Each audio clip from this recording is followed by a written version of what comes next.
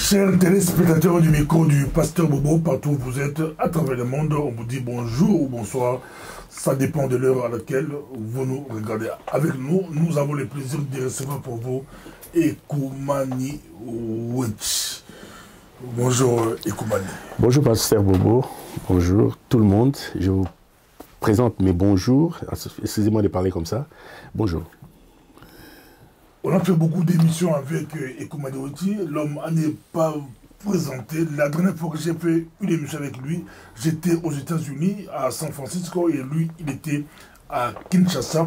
Maintenant, il travaille à Kinshasa avec Félix Tshisekedi. Oui, je travaille à Kinshasa. Je suis expert à la présidence pour préparer l'identification des Congolais. Mais qu'est-ce qui vous a poussé à quitter la Belgique avec un bon boulot? Vous travaillez au ministère de l'Intérieur, je précise. Je vous ai visité plusieurs fois à votre bureau, un très beau bureau. Vous quittez l'Europe, vous quittez la fonction et vous allez travailler avec Félix. C'est d'abord mon pays. Hein, c'est mon pays. Nous tous, les Congolais, nous voulons donner une espérance à nos enfants. Et maintenant, je pense qu'il y a un Congolais à la tête du pays. C'est vrai que nous avons des problèmes, mais nous, les experts congolais qui sont à l'étranger, nous devons aider notre pays. C'est comme ça qu'en âme et conscience, j'ai choisi d'aider mon pays. D'aider la législature actuelle de Félix Tshisekedi pour bâtir un état de droit solide, un état qui pourra être respecté. Mais je ne dis pas qu'avec Félix Tshisekedi, nous allons y arriver. La croissance, même d'un enfant, c'est un processus.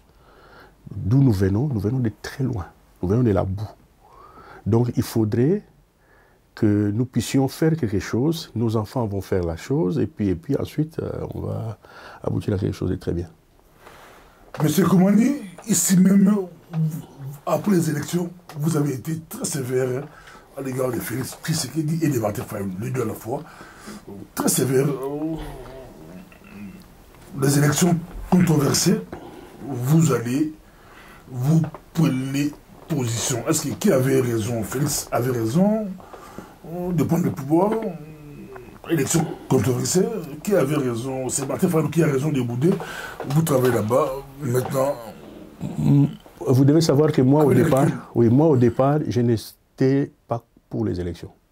Dans les conditions que ça s'est passé, je n'étais pas pour les élections. Je n'ai jamais été pour les élections. Mais je suis pour la continuité de notre État. Je ne suis pas pour les élections, mais il s'est avéré que nous avons eu une situation à un moment donné. Dans cette situation, j'ai jugé bon d'aller travailler pour le pays, parce que n'oubliez pas que nous étions, nous tous, nous voulions que Kabila dégage. Nous tous, on voulait que Kabila dégage. Maintenant que Kabila n'a pas dégagé, mais il y a une composante des Kabila, qui sont les Congolais, qui travaillent pour lui, qui travaillent dans la coalition avec Etienne Tshisekedi. Mais j'ai jugé que c'est un moment très difficile. C'est un moment difficile, mais les patriotes, c'est dans les moments difficiles qu'on reconnaît les vrais patriotes. C'est comme ça que je suis allé. Je suis allé pour apporter ma pierre. Donc, pour vous, la diaspora fait fausse route? Pour moi, en tout cas, la diaspora ne fait pas fausse route, parce qu'il faudrait aussi qu'il y ait des gens qui critiquent. Ça nous permettra de rectifier certaines histoires.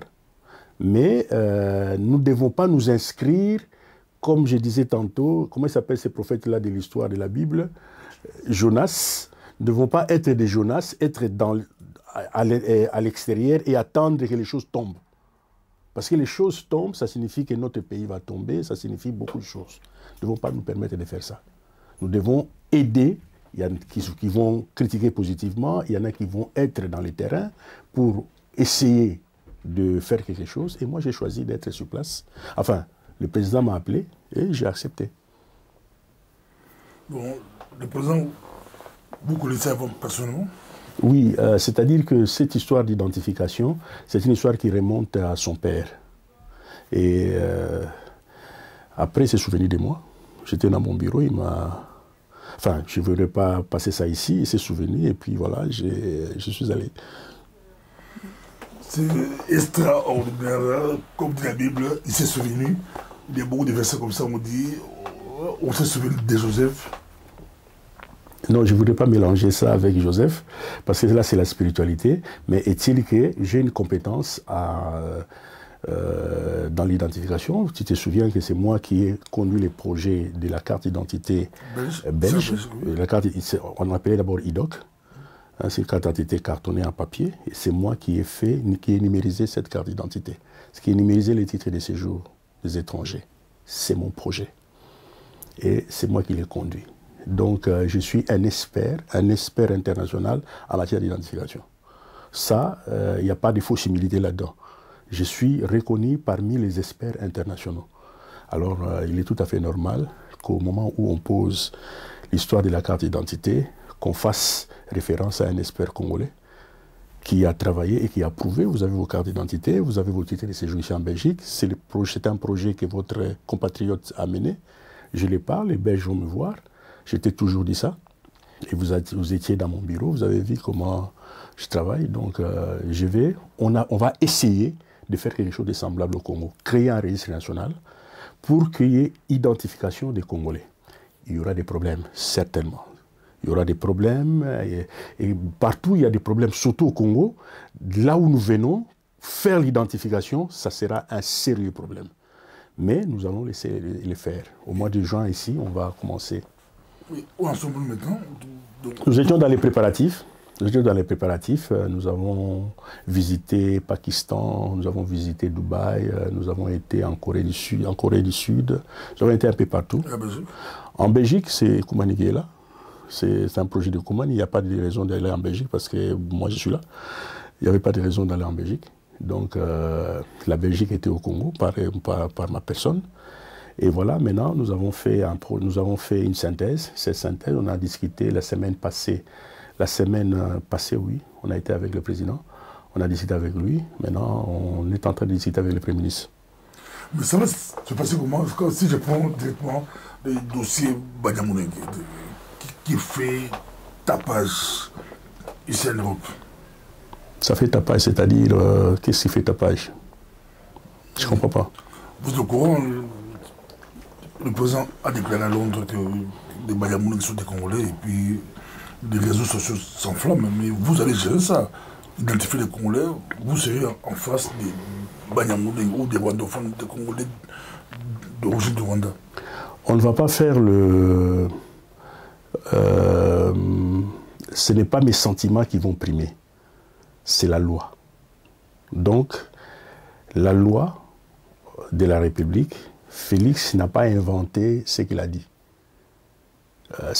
Il y a une histoire qui explique pourquoi il a dit ça. Parce qu'en 71, parce qu'il y avait deux lois, il y avait une loi en 71 qui a autorisé la nationalité collective à ces gens-là. N'oubliez pas qu'ils sont arrivés en 59. Ils sont arrivés en 59. D'autres 30. Oui, d'autres 30. Mais les Banyamulenge spécialement, c'est en 59 qu'ils sont arrivés parce que les Hutus ont pris le pouvoir et ils sont restés au Congo. Il y a eu Bisengimana. Nous disons que Bisengimana, c'est lui qui a demandé à Mobutu de faire cette ordonnance, mais c'est Mobutu qui a signé. C'est le président qui a signé. Arrêtons de parler de Bisengimana. C'est le président qui a signé. Bien que Bisengimana était dans son cabinet, mais c'est le président qui a signé ça. Et puis, en 72, il a confirmé la signature, mais en 81, il les a retirés la nationalité. En 81, il a retiré la nationalité collective à ces Banyamulenge. Et puis, on est allé à Sun City. À Sun City, on a réintroduit la chose. Mais ça n'a jamais été... Je ne sais pas. Ça n'a jamais été... On a réintroduit la chose, c'est ce que j'ai lu, on a réintroduit la chose. Et finalement, écoutez, les Banyamulenge, moi je ne vais pas prendre de position. Je vais appliquer ce que la loi va nous dire. Vous comme expert belge, la nationalité, ça se demande individuellement, même sans Belgique. Non, la nationalité, c'est individuel. Individuellement. Oui, il y a beaucoup de Congolais qui ont habité ici, mais beaucoup d'années, n'ont pas le droit, tu ne peux pas devenir belge parce que tu as fait longtemps ici. Mais ce n'est pas la faute de Tshisekedi, c'est la faute du président Mobutu. Ce n'est pas Félix Tshisekedi qui a signé en 71, il était jeune. Il avait combien? Il avait 11 ans. Mais le comité central avait retiré. En 82. En 81, il avait retiré. Mais... Sur base de quoi sur le Congolais? Écoutez, mais si nous disons qu'ils sont Congolais, c'est par naturalisation. Ce n'est pas par... Ils ont demandé où c'est décrété. Ben oui, il y avait une décision collective, que Mobutu a fait une erreur, une décision collective de leur octroyer la nationalité. Le président du Congo a octroyé la nationalité à ces Banyamulenge. Le problème des Banyamulenge, ce n'est pas le problème que les Banyamulenge ne sont pas bêtes, ne sont pas congolais ou ils sont congolais, mais le problème, c'est le mal que cette communauté fait à notre pays. Tu vois, toutes les infiltrations rwandaises passent par eux. Donc il faut à un moment donné qu'on s'assoie avec cette communauté, qu'on se dise qu'est-ce que vous voulez finalement. Nous vous avons accueillis dans notre pays, c'est bien, nous n'avons pas l'intention de vous chasser. Le Congo, c'est un pays d'accueil, mais ce que vous faites, vous introduisez des infiltrations rwandaises. C'est vrai que vous êtes d'origine rwandaise, mais vous introduisez des infiltrations pour violer nos femmes, pour faire beaucoup de choses qui ne sont pas bien. Donc, on doit se parler. Il faut qu'il y ait une commission vérité avec ces gens-là. Mais moi, je ne suis pas pour qu'on chasse les gens. Je suis pour qu'on fasse, à un moment donné, une vérité, qu'on se parle pourquoi ils font ça, et puis nous arrêtons des dispositifs pour que plus jamais des choses pareilles se fassent au Congo. Mais chasser les gens, ce n'est pas intéressant. Mais un Rwandais ne perd jamais sa nationalité selon leur constitution. Oui. C'est une exclusive. Ça va se passer comment? C'est comme ça qu'on doit s'asseoir. C'est comme ça qu'on doit s'asseoir. De nationalité, non. J'entends... tous les gens de la diaspora sont d'accord que nous ayons des doubles nationalités. Hein? Aujourd'hui, les débats, on a fait beaucoup de débats ici, les gens veulent avoir des doubles nationalités. Et si jamais la loi congolaise change, il y a les principes des doubles nationalités qui s'introduisent, ce problème ne va pas se poser. On le suit partout, à travers le monde. Revenons à celle où vous faites l'identification. Vous croyez que 2023, ça ne sera pas? On travaille, nous avons un problème de financement parce que c'est un projet qui nous fait 610 millions de dollars américains, c'est pas peu. Il y a des pays... C'est budgétisé? Non, on n'a pas budgétisé parce qu'on va faire des partenariats public-privé. Je ne sais pas si vous voyez ça. Donc avec certains pays de l'Asie qui sont prêts, et l'argent est là, ils sont prêts à nous donner ça, moyennant certaines conditions. Nous sommes en train de négocier ces conditions-là pour que... C'est un projet extrêmement rentable, la carte d'identité congolaise. Comment? C'est rentable parce que dès que nous aurons un registre national, tous les actes d'état civil, on va les payer. La carte d'identité, la première carte d'identité sera gratuite. La première carte d'identité sera gratuite. Donc on va commencer à les rentabiliser après 2023. Et nous essayons de trouver des partenaires qui sont prêts à supporter un peu ce moment où le projet ne sera pas rentable pour que nous puissions aller de l'avant. Donc, donc, on est déjà très avancé. Monsieur Ekoumani Ouetti, vous dites quoi de la crise actuelle entre le FCC et le cash? Bon, ce n'est pas vraiment votre domaine, mais on vous connaît, votre sagesse, votre façon de parler. Vous êtes quand même politique, mais que là, ce n'est pas politique. Vous dites quoi de la crise actuelle? Dissolution d'institutions. Hein? Vous dites quoi par rapport à cela? J'aimerais bien aussi que vous puissiez répondre à Mosengo. Mosengo avait dit, Mosengo, homme d'église, avait dit, il avait déclaré ici en Belgique que si Félix Tshisekedi avait refusé de prendre le pouvoir, le régime Kabila allait s'effondrer. Vous dites quoi? Bon, les gens ont toujours... les gens sont libres de parler. Hein. Moi, j'apprécie que dans la démocratie, que les gens parlent. Et les gens aient des opinions différentes. Mais Monseigneur qui dit, si Étienne, Félix Tshisekedi a refusé de prendre le pouvoir, qu'est-ce qui se serait passé? Kabila aurait quitté le pouvoir, ça serait quoi? On va faire quoi? C'est-à-dire la... Mais oui, mais ça sont des théories en l'air. Hein. Il faut expliquer les régimes se fondre. Là, comme tu dis, c'est quoi? Les régimes allaient s'effondrer. Ça serait quoi? Oui, donc il faudrait que nous ayons les pieds sur terre. il faudrait que nous ayons notre tête entre nos épaules quand nous parlons. Parce que c'est bien de faire des déclarations, c'est la démocratie, mais concrètement, pour arriver à un point X, nous sommes à un point Y, nous devons arriver à un point X. Qu'est-ce qui serait passé si Félix n'a pas refusé? Et pourquoi il refuserait de prendre le pouvoir? Parce que c'est lui qui a gagné. On a proclamé la personne qui a gagné. Pourquoi il va refuser de prendre ce pouvoir-là? Ce n'est pas parce qu'on a un Parlement à problème qu'il devait refuser de prendre le pouvoir. Nous avançons. Pour moi, nous avançons. Nous avançons à pas de tortilles, c'est vrai, mais moi, je ne suis pas pour les politiques spectacles, il y aurait des morts d'hommes. L'élection controversée pour vous, c'était la sagesse, le fait de prendre le pouvoir. Une grande sagesse, mon frère, qui a sauvé la République du Congo. Ça a sauvé notre République. C'est une très grande sagesse. Il devait faire ça. C'est un homme qui nous a sauvés de l'escatombe. Pour moi. Chacun a la liberté de voir.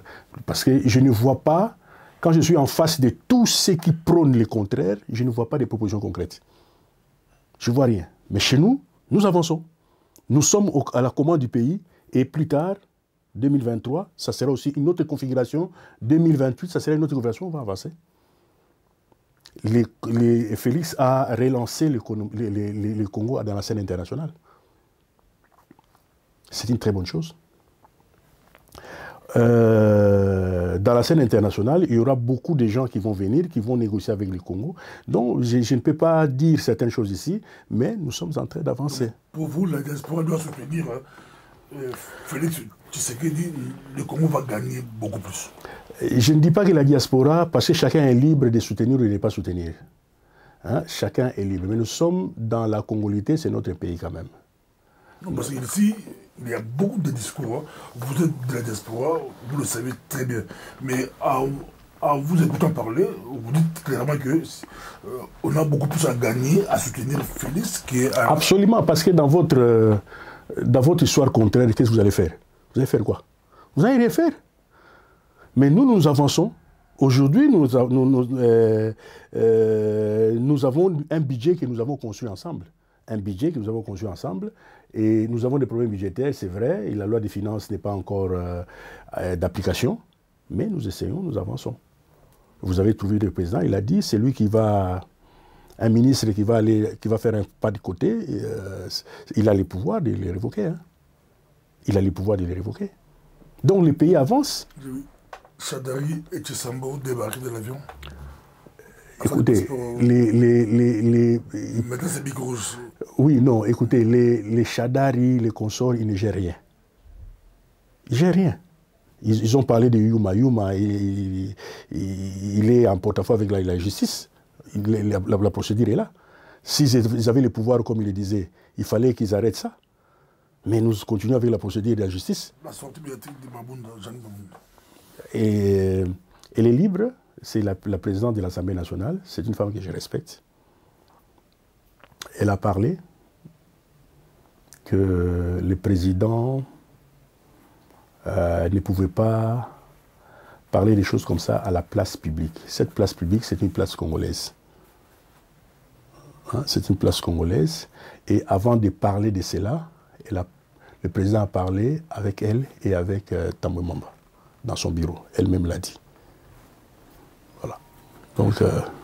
merci beaucoup. C'était Ekoumali Oueti. Mais je vais vous laisser quand même de 3, 4, même 5 minutes, lancer un message.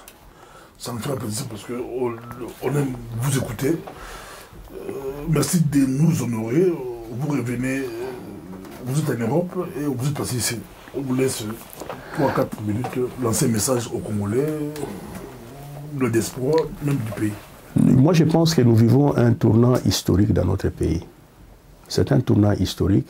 Nous, de la diaspora, na lobby na sensibilité spirituelle, nous, de la diaspora, Kimbango alobaki, tozonga.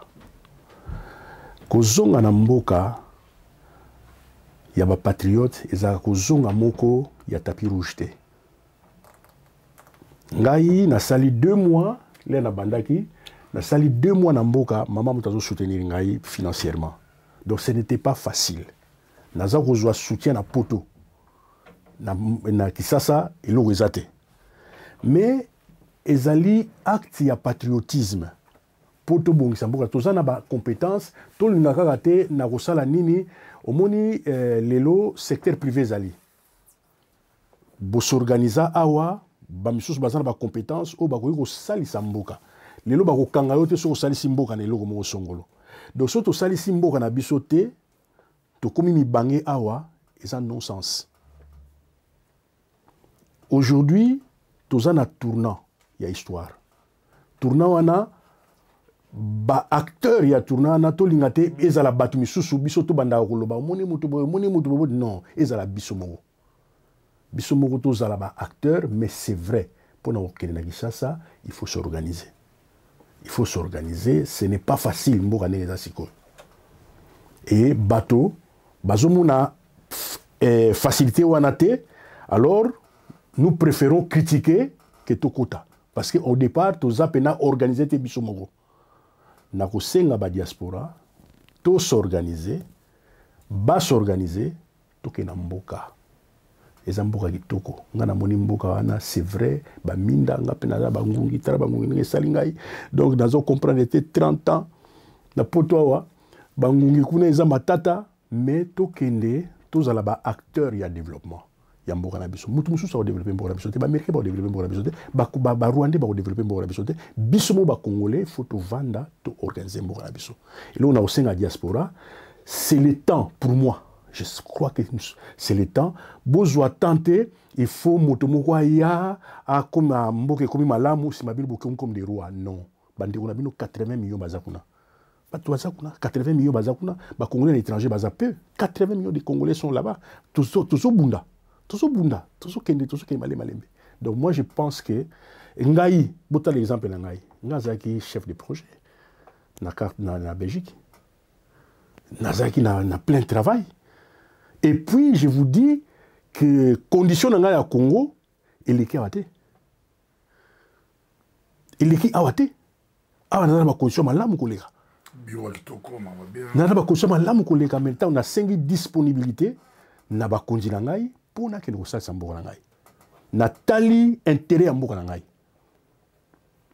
natali intérêt te ke na kozwa l'art na kosala boye non et puis nazo gérer projet munene na yebisi bandeko na biso na kati ya projet wana il faut tozala sérieux à moins tokutana na problème moko oyo eleki biso mais biso moko faut tozala na bwanya pona kokumba projet wana tozokumba projet wana.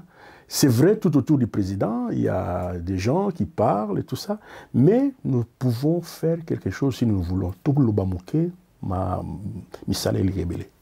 Mais concrètement, pour la première Félix, il faut battre poto. Bisous tous va politiser, hein. Bamsou basa la politique, bamsou va okende na business, hein, na business, surtout na business bino battre poto, business bo sali, ok, o sali business na yo, sali le mo malam. Toko ideo bako pesa yo ba toujours ça là parce que sikoyo ministre tout crédit na privé a comme ko réglementer on mo boye mais ils ont ba difficulté à développer ya bandeli toko ça la business na poto ba combien il y a combien de politiciens ici en Europe ici en Belgique mboka na bango géré par ba commerçants ba industriels tout ça et c'est mboka za géré par ba privé ba privé ne basimba mboka biso to tiki ba india basimba mboka na biso to tiki ba chinois basimba mboka na biso et c'est tout ça sensé biso pour ko to simba mboka na biso te siko pourquoi to simba mboka na biso te bo bazana mo mboka muke ba kei to ça mbela mitola ba mikate to comme ça industriel ba mikate industriel ba to tiki ba libanais wana baza ko sala pain on a mo na Congo pain de victoire ba Congo be bazala kuna c'est na Congo ozomona occupation ni sur ça. Moi, je pense qu'il y a l'infiltration. Il y avait l'infiltration. Il y a l'infiltration, mais il n'y a pas d'occupation. Merci beaucoup, Zaki. Et Koumani, Oueti, Bolandi, Boyokie, a changé de position, Kande Boybie, na Kolobanae, En tout cas, merci beaucoup. Toi, ton milieu, Zogi maintenant. Mais quand tu peux être dans la salle aussi, mon téléphone encore, comme on se appelle bien Zogi. Oui, nazo zonga vendredi oyo, nazo zonga na ekotala madame pa ozo landanga et ceux qui moino ya suka passer ba classe na passer ba na nyos pa ko na université. Moino ya suka. Sotongindo. Nazo futila ndauti. Ah, otongindo. Ah, wana sisa na ndau. Ah, osobi ko kula ofuta na mboka la mo ofuta. Na mboka la ngamo passe na limboka la ngai. Kitoko makasi. Na vani malamu nazo mona moya kitoko, nazo sepela mboka makasi hein. Zamboka kitoko, vous devez penser un jour awa ki mo bangé na biso a na tinate. Eza na tina mo côté toke na mboka na biso mama na yo ata za salité folinga e ba changer mama te. Mama na biso za Congo. Donc eza mboka na biso. Donc to critiquer yango na sens ya construction mais to linga yango. Ba Rwandais baza très peu par rapport à 80 millions de Congolais. Donc, nous ne devons pas faire une montagne. Il faut tout luka, ndengeni toko bongisa mboka na biso, biso moko to vanda, to tonga mboka na biso, et les possibilités sont là. Tout le reste des théories, ezaka ba théorie, ezana sensité na suka. Au mona otuna mutu, qu'est-ce qui va se faire après à éviter? Kakoloba. Ezana sensité même sur talibien au mona, ezana sensité na suka. Donc, sika waboye to kenda na mboka to bongisa mboka na biso ba oyo baza prêt na bité ke bato nyonso ba ke na mboka ba oyo baza prêt ba oyo bazo tanga batanga awa neti bana na biso bazo tanga nanu awa bana nga ba oke na mboka na bango fo basa na mboka na bango parce que awa ba kozala na trente ya malamu te moni eza mboka na bango te racisme eza pe awa na mboka yo hein. Donc bako tanga ba universitaire mais bako zala na possibilité ya kozala ba décideur na mboka na mboka te mais kuna bako zala ba décideur et tant ba congolais bako koma ba décideur mboka ebonga et il y a toujours un début à toute chose. Le début n'a jamais été facile. Donc les gens veulent la facilité pour commencer bazo lo ba discours mais bazo bosana que début et loko nyoso ils aura toujours bizarre brouillé tout ça. Donc to comme appelle jamais na démocratie le roi ba français sikaboy. Parce que la démocratie na biso toujours kota na makambo to yebite ba démocratie moto aloba na kati ndaku oya lobby papa balongoli kuna biso tozaki na kokota kuna te to ba culture na biso démocratie toponi démocratie to kendeka ka ndengwana malembe to bongisa mboka. Donc le progrès n'est pas la substitution. Jésus-Christ n'a pas solution à la substitution. Le progrès c'est la sédimentation. Malembe. Et ça substitution to kamati moto moko aye ko se substituer na bino bozaki batama sumu mbala moko ya aye akuzuma sumu wana, ça sont des bêtises. Le progrès ça se passe pas comme ça. Le progrès c'est un processus de sédimentation et non de substitution. Merci beaucoup.